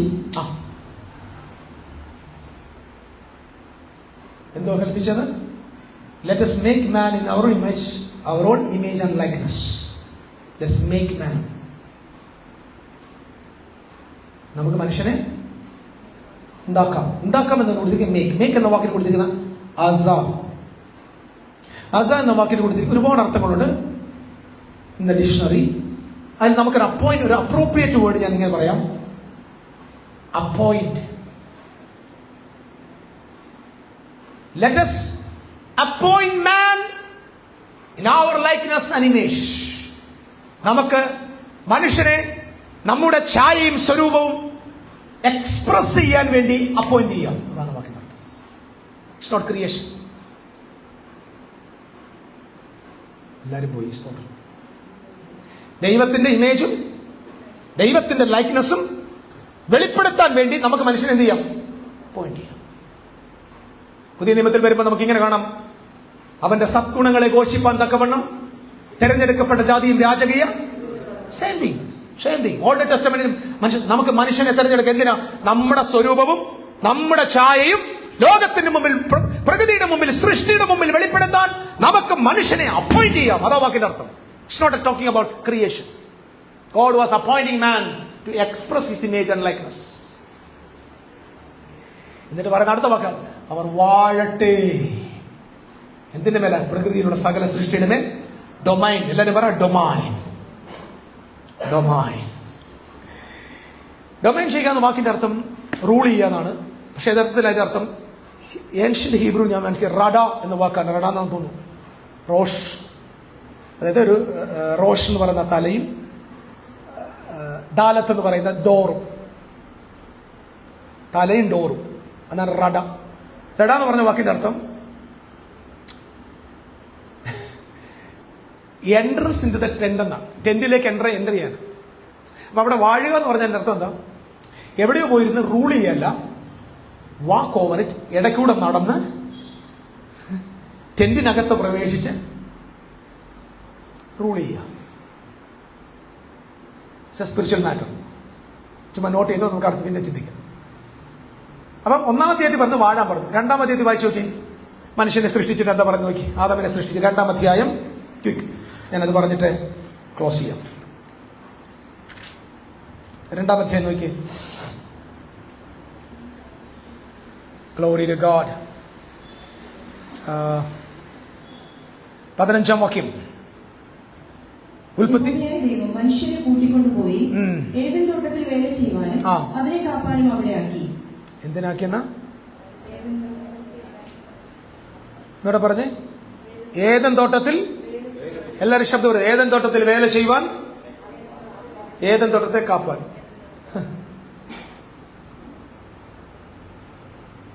വേല ചെയ്യണം, സെർവ് ചെയ്യണം, ഗാർഡ് ചെയ്യണം. What is the meaning that? വേല ചെയ്യുക എന്നതിന് വേണ്ടി കൊടുത്തിരിക്കുന്ന ഹീബ്രു വേർഡ് അബാദ്. ഗാഡിയ എന്നതിന് കൊടുത്തിരിക്കുന്ന വാക്ക് ഷമാർ. ഷമാർ, ഗാഡിയ, സെർവ് ചെയ്യുക. എല്ലാവരും പറ, സൂക്ഷിക്കുക, സേവിക്കുക. ഒന്നാമത്തെ എന്താ പറഞ്ഞിരിക്കുന്നത്? വാഴുക. രണ്ടാമത്തെ എന്താ പറഞ്ഞിരിക്കുന്നത്? സേവിക്കുക, സൂക്ഷിക്കുക. വാഴണ്ടേ? ഒന്നാമധ്യായത്തിൽ വാഴാൻ പറഞ്ഞു. മത്സ്യങ്ങളുടെ മേലും ആകാശത്തിന്റെ പറവയുടെ മേലും ഭൂമിയിലുള്ള സകല ഭൂചര ജന്തുക്കളുടെ മേലും വാഴുവിൻ എന്ന് കൽപ്പിച്ചു. പെരുകാൻ പറഞ്ഞു. പക്ഷെ ആദമനോട് പറഞ്ഞു, പെരുകാൻ വേണ്ട, വാഴുകാൻ വേണ്ട. Go to the temple. Eden എന്തോ ടെമ്പിൾ ആണ്. Go and serve your Lord and guard the temple. ദൈവാലയത്തെ സൂക്ഷിക്കണം, ദൈവത്തെ സേവിക്കണം. ഈ രണ്ട് വാക്യങ്ങൾ ബൈബിളിൽ മറ്റു രണ്ട് സ്ഥലങ്ങൾ ഉപയോഗിച്ചിട്ടുണ്ട്. അത് മാത്രം ഒന്നുകൂടെ വായിക്കണം. നമ്പേഴ്സ്, സംഖ്യാപുസ്തകം 3-ാം അധ്യായത്തിന്റെ 7-8 വാക്യവും 8-ാം അധ്യായത്തിന്റെ 26-ാം വാക്യവും. സംഖ്യാപുസ്തകം 3-ാം അധ്യായത്തിന്റെ 7-8 വാക്യങ്ങൾ. അവർ സമാഗമന കൂടാരത്തിന്റെ മുമ്പിൽ അവന്റെ കാര്യവും സർവ്വസഭയുടെ കാര്യവും നോക്കി തിരുനിവാസത്തിലെ വേല ചെയ്യണം. അവർ സമാഗമന കൂടാരത്തിലുള്ള ഉപകരണങ്ങളൊക്കെയും ഇസ്രായേൽ മക്കളുടെ കാര്യവും നോക്കി കൂടാരം സംബന്ധിച്ചുള്ള വേല ചെയ്യണം. നോക്കി വേല ചെയ്യണം. ഇങ്ങനെയൊക്കെ എഴുതിയേക്കുന്നത്. ഇംഗ്ലീഷ് ബൈബിൾ ഉണ്ടോ? ഉണ്ടെങ്കിൽ English Bible KJV. Sorry sir, നമ്മുടെ മലയാളം ചർച്ച. സ്തോത്രം. അവിടെ എഴുതിച്ചിരിക്കുന്നത് serve the Lord and keep. രണ്ട് വാക്ക് ഉപയോഗിച്ചിട്ടുണ്ട്. അതായത് ഇവിടെ വേല ചെയ്യാനും തോട്ടം കാക്കാനും വേല ചെയ്യാനും എന്ന് എഴുതിയില്ലേ, അതേ രണ്ട് പദങ്ങൾ മറ്റു രണ്ടിടത്ത് ഉപയോഗിച്ചിരിക്കുന്നത് സംഖ്യാപുസ്തകം 3-ാം അധ്യായത്തിന്റെ 7-8. അത് ദൈവത്തിന്റെ ആലയത്തിനകത്ത് സേർവ് ചെയ്യണം. ആലയത്തിന്റെ ഉപകരണങ്ങളെ എന്ത് ചെയ്യണം? സൂക്ഷിക്കണം. The word abad and shamar is not an agricultural word. നമ്മൾ പബ്ലിക്കിൽ ജോലി ചെയ്യുന്നതിനെ കുറിച്ച് പറയുകയല്ല, മറിച്ച് it is A temple vocabulary. അതായത് ടെമ്പിൾ സർവീസുമായി ബന്ധപ്പെട്ടതാണ്. ആശയം മനസ്സിലായോ? അതായത് ദൈവാലയത്തിൽ മഹാപുരോഹിതൻ, ശുശ്രൂഷകന്മാർ, പുരോഹിതന്മാർ ദൈവത്തെ ശുശ്രൂഷിച്ച് ദൈവത്തിന്റെ വേല ചെയ്യുന്നതിന് പറയുന്ന പദമാണ് അബാദും ഷമാറും.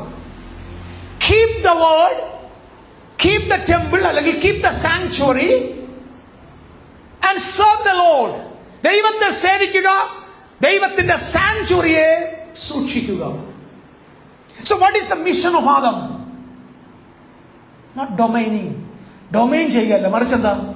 Serving God and guarding the sanctuary എന്ന് പറഞ്ഞാൽ ഏദൻ തോട്ടം എന്ന ദൈവത്തിന്റെ സാങ്ച്വറിയെ സൂക്ഷിക്കുന്ന ജോലിയും അതിവിശുദ്ധ സ്ഥലത്തിരിക്കുന്ന മഹാദൈവത്തെ ശുശ്രൂഷിക്കുന്ന ജോലിയാണ് ആദാമിന് കൊടുത്തത്. അപ്പൊ തോട്ടം കാക്കുക, വേല ചെയ്യുന്ന പറഞ്ഞാൽ നമ്മൾ ഇത്ര നാൾ പഠിച്ചത് മരത്തിന്റെ ചോടി കളച്ച് വെള്ളം ഒഴിച്ച് വളമിടാൻ.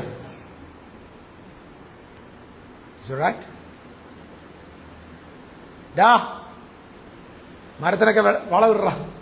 അപ്പൊ നമ്മുടെ എല്ലാം കോൺസെപ്റ്റിൽ ആദാമിന്റെ ജോലി എന്തോ? രാവിലെ തൂമ്പയും കണ്ട് ഇറങ്ങുക, മരത്തിന്റെ ചൂട് ചുരണ്ടുക, വളം ഇടുക, വെള്ളം ഒഴിക്കുക. ഇതല്ല. Eden is a temple of God. Adam was the high priest of God. He was serving God and he was guarding the sanctuary. ദൈവത്തിന്റെ ആലയത്തെ സൂക്ഷിച്ച് ദൈവത്തിന്റെ വചനത്തെ ശുശ്രൂഷിച്ച് ദൈവത്തെ ശുശ്രൂഷിക്കുന്ന മഹാപുരോഹിതനായിരുന്നു നമ്മുടെ ആദം. ഹല്ലേലൂയ. അതുകൊണ്ടാണ് ഞാൻ കഴിഞ്ഞ ദിവസം എസെക്കിയേലിന്റെ പ്രവചനം 28-ാം അധ്യായത്തിന്റെ 12-ാം വാക്യത്തിൽ ആദമിന്റെ സൃഷ്ടിയെ കുറിച്ച് തമ്പുരാൻ ഇമാജറി ആയിട്ട് സംസാരിച്ചിട്ടുണ്ട്. സോർ രാജാവിനെ കുറിച്ച് വിലാപം ചൊല്ലുന്ന നീ എന്താ മാതൃകാ മുദ്രയായിരുന്നു. നിന്നെ സൃഷ്ടിച്ച നാളിൽ നിഷ്കളങ്ക, നിന്നിൽ കുറ്റം കാണുന്നവരെ നിഷ്കളങ്ക. ഇറ്റ്സ് ഓൾ തിങ്സ് അബൌട്ട് ആരെ കുറിച്ചാണ്? ആദമിനെ കുറിച്ചാണ്. നിന്നെ നിർമ്മിച്ച നാളിൽ എന്തുണ്ട്? നിന്നിൽ രത്നങ്ങളുണ്ട്. രത്നം ആർക്ക വെച്ചിരിക്കുന്ന വസ്ത്രത്തിൽ? മഹാപുരോഹിതന്. 28-ാം അധ്യായം പുറപ്പാട് ദിവസം വായിച്ചാൽ മനസ്സിലാകും. അവന്റെ മാർപ്പതക്കത്തിൽ എന്തുണ്ട്? രത്നങ്ങളുണ്ട്. അപ്പൊ ഇതെല്ലാം വെച്ച് അപ്പം ആദമിനെ സൃഷ്ടിക്കുമ്പോൾ പുരോഹിതനാട്ടെ സൃഷ്ടിച്ചേക്കെ തീർന്നിട്ടില്ല. ഏദൻ തോട്ടത്തിൽ തന്നെ മഹാപുരോഹിതനുള്ള മറ്റൊരു പ്രധാന വിഷയം പറഞ്ഞിട്ടുണ്ട്. പൊന്നും ഗോമേതകവും. സ്തോത്രം. ഏദൻ തോട്ടത്തിൽ എന്തുണ്ട്? പീശോനുണ്ട്. പീശോനിൽ എന്തുണ്ട്? പൊന്നുണ്ട്, ഗുൽഗുലുണ്ട്, ഗോമേതകമുണ്ട്. ഈ ഗോമേതകവും പൊന്നും എന്തിനുള്ളതാ? കമാൺ. പൊന്നെന്തിനുള്ളതാ? തോളിൽ രണ്ട് തോളിലും എന്ത് വെക്കണം? എന്ത് പറയുന്നത്, പതക്കമുണ്ട്. അത് പൊന്നുകൊണ്ടുണ്ടാക്കണം. ആ പൊന്നുകൊണ്ടുണ്ടാക്കിയ പൊന്നിനകത്ത് എന്ത് വെക്കണം? ഗോമേതക കല്ല് ചെലുത്തണം. എന്നിട്ട് വലത്തെ തോളിലും ഇടത്തെ തോളിലും മഹാപുരോഹിതൻ അതിനെ ധരിക്കണം. ഈ രണ്ട് തോളിലും, ഒരു തോളിൽ 6 ഗോത്രങ്ങളുടെ പേര്, മറ്റേ തോളിൽ 6 ഗോത്രങ്ങളുടെ പേര്, ഇങ്ങനെ 12 ഗോത്രങ്ങളുടെ പേര് രണ്ട് തോളിലും ചുമന്ന് വിശുദ്ധാന്തര മന്ദിരത്തിലേക്ക് പോകണം. കമോൺ. മഹാപുരോഹിതൻ അന്ന് ഉപയോഗിക്കേണ്ട ആ വസ്തുവിനെ നോക്കി തമ്പുരാൻ പറയുന്നു, അതിന്റെ തുടക്കം ഉൽപ്പത്തി പുസ്തകത്തില, ഭീശോ നദിയില എന്ന് പറഞ്ഞാൽ, ഭീശോ നദിയിൽ പൊന്നുണ്ട്, ഗുൽഗുലുണ്ട്, ഗോമേതകമുണ്ട്. എന്തിനെന്ന് ചോദിച്ചാൽ, മഹാപുരോഹിതനായ ആദമേ കാണ്ടേ ഇസ്രായേൽ എന്ന് പറയുന്ന ഉടമ്പടിയുടെ ജനത്തെ ദൈവത്തിന്റെ വിശുദ്ധ മന്ദിരത്തിലേക്ക് ചുമന്നുകൊണ്ട് പോകുന്ന പുരോഹിത ശുശ്രൂഷയുടെ വെളിപ്പാടാണ്. ചേർന്ന് രാമൻ പറഞ്ഞു. Glory to God. The high priest is carrying the whole tribes to the Lord in the presence of God. He was a high priest. ഞാനത് കഴിഞ്ഞ ദിവസം പറഞ്ഞല്ലോ, ആദം ഹൈ പ്രീസ്റ്റ് ആയിരുന്നു. അടുത്ത ആഴ്ച ബാക്കി പറയാം. കായൻ അന്നേരം ആരായിരിക്കും? ഞാൻ പറഞ്ഞായിരുന്നു, നീ ഏറ്റു പറഞ്ഞത് മനമായി. കായൻ പുരോഹിതനാണ്. ഹാബേൽ ആരാണ്? ഹാബേൽ പ്രവാചകനാണ്. കായൻ പുരോഹിതനും ഹാബേൽ പ്രവാചകനും. ഒരു കുഞ്ഞു കാര്യം പറഞ്ഞിട്ട് പോവാം, ബാക്കി പിന്നെ എക്സ്പ്ലെയിൻ ചെയ്യാം. കർത്താവായ യേശു യഹൂദന്മാരോട് പറഞ്ഞൊരു വാചകമുണ്ട്, ഓർമ്മയുണ്ടോ? സകല പ്രവാചകന്മാരും സകല ദൈവത്തിന്റെ വേലക്കാരും നിങ്ങളാണ് കൊന്നത്, നിങ്ങൾ കല്ലെറിഞ്ഞു കൊന്നു, ഇല്ലേ? എന്നിട്ട് എവിടെ മുതലാണ് തുടങ്ങുന്നത്? ഹാബേലിന്റെ രക്തം മുതൽ. ഹാബേലിനെ ആരുടെ കൂട്ടത്തിലാണ് കൂട്ടിയേക്കുന്നത്? സകല പ്രവാചകന്മാരുടെയും രക്തം നിങ്ങളിലാണ്. ഹാബേലിന്റെ രക്തം മുതൽ ബരക്യാവിന്റെ മകനായ സെക്കറിയാവിന്റെ രക്തം വരെ നിന്നോട് ചോദിക്കും എന്ന് പറഞ്ഞാൽ, ആദം ആരായി? ആബേൽ ആരാണ്? പ്രോഫറ്റാണ്. അപ്പൊ നിങ്ങൾ പലപ്പോൾ, ഞാൻ പണ്ട് ചോദിച്ചിട്ടുണ്ട്, കർത്താവേ ഏതോ നൂറ്റാണ്ടിന് മുമ്പ് ചത്തുപോയ ആബേലിന്റെ രക്തം ഈ പാവങ്ങളോട് ചോദിക്കുന്നത് എന്തിനാ? മറുപടി ഇത്രയേ ഉള്ളൂ, ഇവരുടെ പിന്തുടർച്ചയാണ്. അവരുടെ പിന്തുടർച്ചയവൻ. ഇവരുടെ ആദ്യത്തെ പ്രോഫറ്റ് ആബേലാണ്. ഇപ്പൊ സെക്കറിയാവായിരിക്കും. കഴിഞ്ഞ ദിവസം ഒരു ജൂയിഷ് റബി എനിക്കൊരു ഇൻഫർമേഷൻ നൽകി. ഞാനൊരു ലെറ്റർ എഴുതിയിട്ട് പറഞ്ഞു, എനിക്ക് ഈ ബെറക്യാവിന്റെ മകൻ, ഒത്തിരി വേദപണ്ഡിതന്മാരുടെ അഭിപ്രായമുണ്ട്, ബെറക്യാവിന്റെ മകൻ സെക്കറിയാവാരാന്ന് ചോദിച്ചു. അപ്പൊ എനിക്ക് പുള്ളിക്കാരൻ നൽകിയ ഒരു ശരിയാണെന്ന് എനിക്കറിയത്തില്ല, അദ്ദേഹം പറഞ്ഞ ശരിയാണെന്ന് വിശ്വസിക്കുന്നത്. കാരണം മലയാളി പറഞ്ഞതിനേക്കാൾ എനിക്ക് വിശ്വാസം ഒരു യഹൂദൻ പറയുന്നതാണ്. ഇങ്ങനെ പറഞ്ഞൊരു കാര്യമുണ്ട്. ഈ നമ്മുടെ കർത്താവ് ഇതോട് പറഞ്ഞാൽ നിർത്താൻ കേട്ടോ. നമ്മൾ ലേറ്റായിട്ടാണ് തുടങ്ങിയതുകൊണ്ട് ലേറ്റായിട്ട് നിർത്തും. ലേറ്റായി തുടങ്ങി ലേറ്റസ്റ്റ് ആയിട്ട് നിർത്തത്തില്ല. സ്തോത്രം. ഈ മിശിഹാമ്പരൻ മരിക്കുന്ന സമയത്ത് ഹെറോദ ഒരു കൽപ്പന പുറപ്പെടുവിച്ചു. എന്താ കൽപ്പന? 2 വയസ്സിന് താഴെയുള്ള സകല കുഞ്ഞുങ്ങളെയും കൊല്ലണം. സകല കുഞ്ഞുങ്ങളെയും കൊല്ലണം. അപ്പൊ ആ 2 വയസ്സിന് താഴെയുള്ള കുഞ്ഞുങ്ങളുടെ കൂട്ടത്തിൽ ആരൊക്കെയുണ്ട്? യേശുണ്ട്. യേശുവിന് 6 മാസം പ്രായം കൂടിയ യോഹന്നാനുണ്ട്. തീർന്നിട്ടില്ല. മിശിഹാ തമ്പുരാന്റെ അപ്പോസ്തലന്മാരിൽ സമകാലികരെല്ലാവരും ഏറെക്കുറെ ഒരേ കാലത്ത് ജനിച്ചവർ. അങ്ങനെയാണ് ഈ അപ്പോസ്തലന്മാർ ഏറെക്കുറെ എല്ലാം അതേ ഏജിലാണ്. ഇതിൽ ഒരുവനാണ് നമ്മുടെ കർത്താവായ യേശു ക്രിസ്തു ഒരിക്കൽ പറഞ്ഞില്ലേ, നഥനയേലിനെ നീ സാക്ഷാൽ ഇസ്രായേലിൽ നിന്നിൽ. നഥനയേലിനെ കുറിച്ച് അദ്ദേഹം നൽകിയ ഒരു ആർട്ടിക്കിൾ ഇങ്ങനെയാണ്: നഥനയേലിന്റെ അപ്പൻ ഒരു ശീലയിൽ പൊതിഞ്ഞ് യെരൂശലേം ദേവാലയത്തിലേക്ക് ഓടിക്കയറി, കാരണം ഇവൻ കൊല്ലാതെ ശീലകൾ പൊതിഞ്ഞവനെ ദൈവസന്നിധി കൊണ്ട് സമർപ്പിച്ചിട്ട് ഈ മകനെ കൊണ്ട് ഇറങ്ങി ഓടി ബേത്ലഹേമിലേക്ക് പോകുന്ന വഴിയിൽ, എഫ്രാത്തിലേക്ക് പോകുന്ന വഴിയുള്ള ഒരു അത്തിയുടെ ഇലകളുടെ മറവിൽ ഈ പൊതിഞ്ഞ കൊച്ചിനെ, നമ്മുടെ എന്ത് പറഞ്ഞ് നഥനയേലിനെ അവന്റെ അപ്പം കൊണ്ട് ഒളിപ്പിച്ചു വെച്ചു. ഒളിപ്പിച്ചു വെച്ച എന്തിനറിയുമോ? ഹെരോദാവിന്റെ കണ്ണിൽ പെടാതിരിക്കാൻ. മരിക്കുന്നതിൽ മരിക്കട്ടെ, ദൈവം സൂക്ഷിക്കുന്നെങ്കിൽ സൂക്ഷിക്കട്ടെ എന്ന് വെച്ചോണ്ട് ഒളിപ്പിച്ചു വെച്ചു. അദ്ദേഹം അതിനകത്ത് എഴുതി വെച്ച് ഇങ്ങനെയാണ്: ആ സമയത്താണ് രാത്രിയിൽ ദൈവത്തിന്റെ ദൂതന്റെ ആലോചന കേട്ട് മറിയയും ജോസഫും ശിശുവായ യേശുവിനെ കൊണ്ട് എങ്ങോട്ട് പോവുക? മിസ്രൈമിലേക്ക് പോവുക. മിസ്രൈമിലേക്ക് പോകുന്ന വഴിയിൽ അത്തിയുടെ ഇടയിൽ ഈ മറച്ചു വെച്ചിരുന്നവനെ നമ്മുടെ നസ്രയനായ യേശു എന്ന ശിശു ദൈവപുത്രൻ കണ്ടു. എഴുതി വെച്ചത് ഇങ്ങനെയാണ്: ഇതിങ്ങനെ ആശ്ചര്യപ്പെടണ്ട. നീ അത്തിയുടെ ചുവട്ടിലിരുന്നപ്പോൾ ഞാൻ നിന്നെ കണ്ടു. ഒരുപാട് വ്യാഖ്യാനങ്ങളുണ്ട്. പക്ഷെ അദ്ദേഹം എന്നോട് പറഞ്ഞിങ്ങനെയാണ്: അത്തിയുടെ മറവിൽ, മരണഭയത്തിൽ ദൈവം രക്ഷിക്കട്ടെന്ന് പറഞ്ഞ് ഒളിച്ചിരുന്നവനെ, മറഞ്ഞിരുന്നവനെ ശിശു കണ്ടു, വെളിപ്പെടുത്തി. ഈ ശിശു സാധാരണക്കാരനല്ല, ദൈവത്തിന്റെ പുത്രനാണ്. ഞാൻ മനസ്സിലാക്കിയപ്പോൾ എനിക്ക് സന്തോഷം തോന്നിയത് ഒരൊറ്റ കണ്ടല്ലോ, ആ കണ്ട കണ്ണ് അവനെ അപ്പോസ്തലത്വത്തിലേക്കുള്ള വിളിയായിരുന്നു. ഭയന്നിരുന്നവനെ കണ്ടു. ആ ഒറ്റ നോട്ടം അവനെ യേശുവിന്റെ അപ്പോസ്തലനാക്കി മാറ്റി. ജീവിതത്തിന്റെ ചില പ്രതിസന്ധികളിലൊക്കെ ഒളിച്ച് ആരും അറിയാതെ പോയി ഒളിഞ്ഞിരിക്കുമ്പോൾ തമ്പുരാന്റെ കണ്ണ് പെട്ടാൽ അവരൊറ്റ നോട്ടം നിന്റെ സ്ഥാനത്തിന് മാറ്റം വരുത്തും. നിങ്ങൾ ആലോചിച്ചിട്ടുണ്ടോ? സ്വപ്നത്തിൽ വിചാരിച്ചോ ഹെരോദാവ് കൊല്ലാതിരിക്കാൻ ഒളിച്ചു വെച്ച ഈ കൊച്ചു നാളെ ഹെരോദാവിനെ പീഡിപ്പിക്കുന്ന അപ്പോസ്തലിക അഭിഷേകത്തിലേക്ക് എഴുന്നേറ്റ്. രണ്ടാമത് ദേവാലയത്തിലേക്ക് കൊണ്ടുവന്നത് സെക്കറിയാവിന്റെ മകനെയാണ്. സെക്കറിയാവ് തന്റെ യോഹന്നാൻ സ്നാപകൻ എന്ന ആ മകനെ കൊണ്ട് അദ്ദേഹം പൗരോഹിത്യ ശുശ്രൂഷ ചെയ്യുന്നതിന് ഓടി എവിടെ വന്നു? എല്ലാ കുഞ്ഞുങ്ങളെയും കൊല്ലുന്ന സന്ദർഭത്തിൽ യോഹന്നാനെ എടുത്ത് സെക്കറിയാവ് ദൈവത്തിന് സ്തോത്രം ചെയ്തു. എന്നിട്ട് യാഗപീഠത്തിന്റെ ചുവട്ടിലോട്ട് വെച്ചിട്ട് മുട്ടുമടക്കി തമ്പുരാനോട് പറഞ്ഞു, ഇവനെ നീയാണ് ഞങ്ങൾക്ക് തന്നത്, ശത്രുവിന്റെ മേൽ കൊടുക്കരുത്. ദേവാലയത്തിന്റെ യാഗപീഠത്തിന്റെ മുമ്പിൽ വെച്ച് ഈ കുഞ്ഞിനെ തമ്പുരാന് സമർപ്പിച്ച് തന്റെ കയ്യിൽ ഈ മകന്റെ മേൽ വെച്ച് തന്റെ മേലുള്ള പൗരോഹിത്യ ശുശ്രൂഷ ഇവന് കൈമാറിയിട്ട്, കാരണം അതങ്ങനെയാണ്. കൈമാറിയ ശേഷം എന്റെ ബാല്യക്കാരിൽ ഒരുവനെ വിളിച്ചിട്ട് ഇവനെ യഹൂദിയ മരുഭൂമിയിലേക്ക് കൊണ്ടുപോകാൻ പറഞ്ഞു. വേദപുസ്തകത്തെ പകർത്തിയെഴുതുന്ന വേദപണ്ഡിതന്മാർ താമസിക്കുന്ന മരുഭൂമിയിൽ ഈ കൊച്ചു ബാലകനെ കൊണ്ട് ഓടിപ്പോയി. വേദപുസ്തകം പറയുന്നു, യോഹന്നാൻ മരുഭൂമിയിൽ വളർന്നു. വീട്ടിലല്ല വളർന്നത്, അപ്പന്റെ അമ്മയുടെ കൂടെ അല്ല വളർന്നത്, മരുഭൂമിയിൽ വളർന്നു. ഭയന്ന് അവനെ അവിടെ വളർത്തി. ഹെരോദാവിന്റെ ചേവകർ വന്ന് ചോദിച്ചു, where is your child? I don't know. കാട്ടിക്കൊടുത്തില്ല മകനെ, എവിടെ പോയെന്ന് പറഞ്ഞില്ല.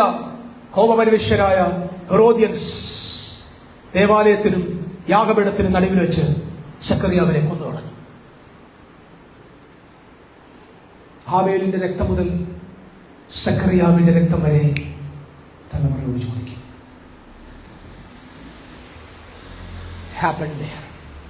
ഞാൻ ഒരു കാര്യം കൂടെ പറയാം. Adam was the first priest. എന്റെ വാക്കുകൾക്ക് പെട്ടെന്നൊരു വിരാമം ഇടണം. ഒന്നാം അധ്യായത്തിൽ പറഞ്ഞു ഡൊമൈൻ ചെയ്യണം, രണ്ടാമത്തെ അധ്യായത്തിൽ പറഞ്ഞു സെർവ് ചെയ്യണം. Who is serving? പ്രീസ്റ്റ്. ഇപ്പുറത്താര? ഡൊമൈൻ. രണ്ടുകൂടെ ചേർത്ത് വായിച്ചേ.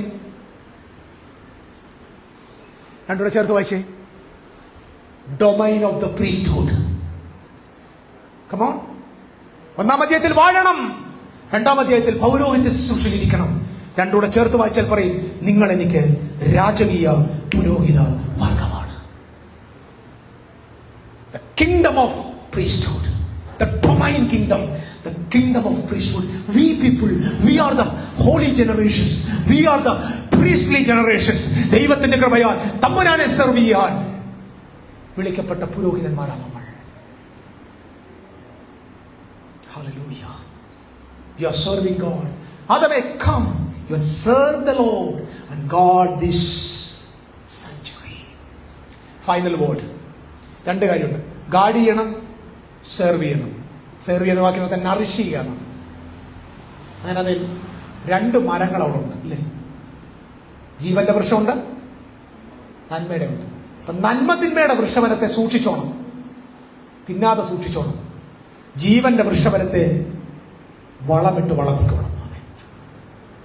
എന്തിനെ നറിഷ് ചെയ്യണം? ജീവവൃക്ഷത്തെ നറിഷ് ചെയ്യണം. കമോ. നന്മ തിന്മയുടെ വൃക്ഷത്തെ സൂക്ഷിച്ചോണം, കൈ തൊടാതിരിക്കണം, അടുത്തു പോകാതിരിക്കണം. ഇതിനെ വളർത്തണം. ഞാൻ ഇന്ന് സന്ധ്യയ്ക്ക് ഈ വാക്ക് പറഞ്ഞ് നിർത്താൻ പോവുക. അറിവിനെ മാറ്റി നിർത്തി ജീവനെ പരിപോഷിപ്പിക്കണം. ഹല്ലേലൂയ. ജീവന്റെ ആത്മാവിന്റെ പ്രമാണം നമുക്ക് പാപത്തിന്റെയും മരണത്തിന്റെയും പ്രമാണത്തിൽ നിന്ന് ക്രിസ്തുയേശുവിൽ സ്വാതന്ത്ര്യം വരുത്തിയിരിക്കുന്നു. We are the people of life. ക്രിസ്തുവിനെ മരിച്ചവൻ ഉയർപ്പിച്ചവന്റെ ആത്മാവ് നിങ്ങളിൽ വസിക്കുന്നു. Serving God and guarding the commandments of God, and nourishing the tree of life and guarding the tree of knowledge. Church, we are not under the tree of knowledge. We are connected to the tree of life, the eternal life. നമുക്ക് കർത്താവിന്റെ സന്നിധിയിൽ എഴുന്നേറ്റ് നിൽക്കാം. നിന്മഹാ കൃപ